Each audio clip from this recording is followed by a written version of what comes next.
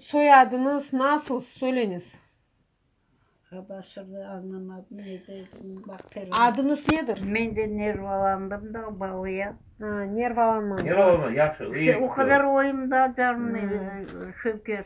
Sen dinliyorum nimetini ne çetin? Tak, selam aleyküm. Adınız ne? Ayşe Şerfe. Soyadınız ne? Familya. Familyanız. Familyam neyse kocam kim söyleyeyim mi? Söyleyin. Osmanova Ayşe Şerfe. Hangi köyde doğuldunuz? Barşoy Taraktaş. Taraktaş'ta koyduğunuzda hartanalar, har babalar, kalgan eski katalar var idi mi? Mektepler. Çoktu. Mektebimiz 7. klasdaydı. Anlam alabiliyorsun. Evinizde nasıl adetler var idi? Evimizde adetler, çok adetler vardı. Nasıl adetler söyleyeyim? Aşamaktan mesela giymekten, mesela gezmekten. Nasıl adet Ev aklınızda var? türlü Ev türlü de söyleyin. İşte evden kartlarına baydı. Birinci kabaktan pakla şorbası, kaşası. Ondan sonra paklava yaparlardı. Bize paklava birinci. Ama bu paklava değil bile gül soyu. Bizim Nikolay paklavası yaparlardı. 12 yayımdan, bir yarım yayımdan. Buna sana paklavalar oydu, kızlara verirlerdi. 40 tane, 50 tane koyup yollaylardı teknesine. Gelin köv ana babada ihtibarı var idi mi vakti? Elbette vardı. Bir laf söyle evden koyarlar. Вот такие. O şimdi söylüyor. Ya. Ballar çok idi tayfada ya. Şabla o zamanda adamların korontaları balaban idi ya. Bizim genimiz 7 balaydık. Anam 31 yaşına çıktı Kırım'dan. Babam Lemseler Partemleri öldürüyor diye kaçıp gitti. Öyle de gitti işte. Ya koyunuzdan eskiden halan, menlikler, bakşa koydu. Bakşa menlikler var mıydı koyunuzda? Bizim köyümüzde bir tane ne vardı? Kazak Müslü. Kazak Müslü derlerdi o niye Tatara varken. Bir tane o vardı. Sonra ben 2. klasa varanda Dömün abla geldi de ne avleşi dangalak. Bir de o vardı. Artık temiz Müslüman. Ya yaş kızlar amur aşını pişirirdir. Amur aşını adet aşı bu koyun aşlarının. Anlam bileyim pişiridir devlerle. O vakti ben Yaşlar pişirmiydim.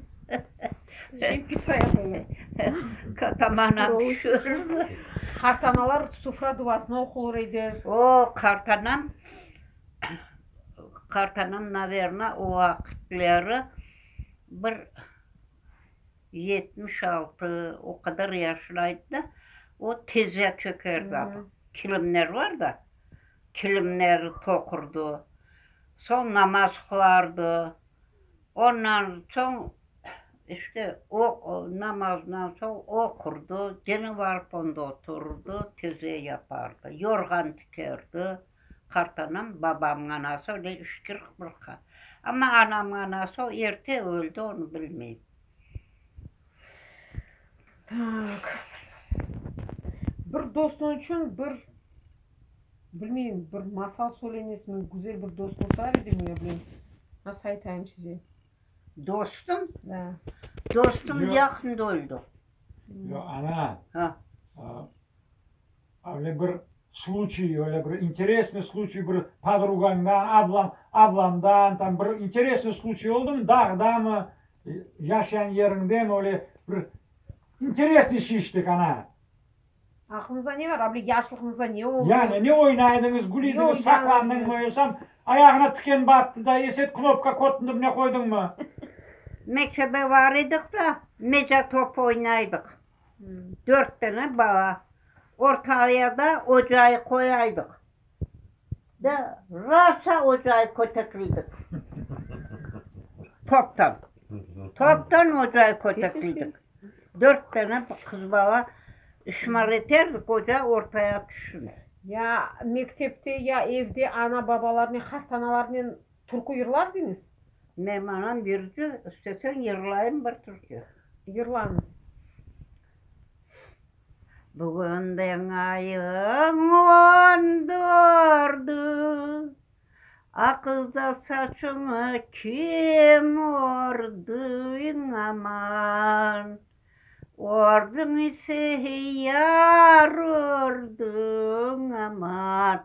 İsmi hana kim gördü? Ordun ise yar ördün aman. İsmi hana kim gördü? Akılda saçına örmezler, seni de bana vermezler aman. Gel alayım kaçayım aman, ay karanlık görmezler. Gel alayım kaçayım aman, ay karanlık görmezler. Akılda saçın 2 kat, birini bana sat. Eğer satmaya bilmezsin, benden sana yar olmaz. Eğer satmaya bilmezsin, benden sana yar olmaz. Sağ olun. Sağ olun. Çok sağ olun.